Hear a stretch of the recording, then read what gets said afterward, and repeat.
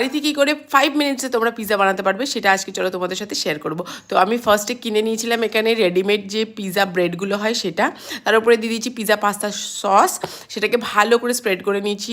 আর এখানে দিচ্ছি তন্দুরি মেয়োনিজ। এবারে তন্দুরি মেয়োনিজের জায়গায় তোমরা নর্মাল মেয়োনিজও দিতে পারো, আমার তন্দুরি মেয়োনিজের ফ্লেভারটা খুব ভালো লাগে আর আমার কাছে অ্যাভেলেবলও ছিল, সেই জন্য এটা দিয়েছি। তারপরে দিয়ে দিলাম এখানে ক্যাপসিকাম আর পেঁয়াজ, এটাকে হালকা করে আমি সতে করে নিয়েছিলাম, কারণ সেই ক্রাঞ্চি ব্যাপারটা আমাদের বাড়িতে কেউ খুব একটা ভালোবাসে না, তো সেই জন্য দিনই সতে করে দিয়েছিলাম। আর তারপরে দিয়ে দিয়েছিলাম চিকেন আর চিকেন সসেজ, চিকেনটাকেও আমি শ্যালো ফ্রাই করে নিয়েছিলাম, সেটা কী করে করেছি বলছি। আর তারপরে এখানে দিয়েছি গো চিজের চিজটা সত্যি খুব ভালো, সেটা চিজ আর মজরেলা মিক্সড ডাইসড আর কি।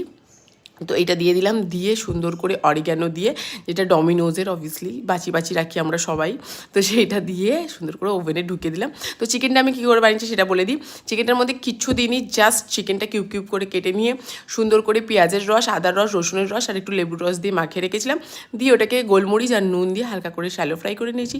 চিকেনটা রেডি হয়ে গেছে। তো ব্যাস এইভাবেই বানিয়ে দেখো তোমরা, ডেফিনেটলি তোমাদেরও ভালো লাগবে।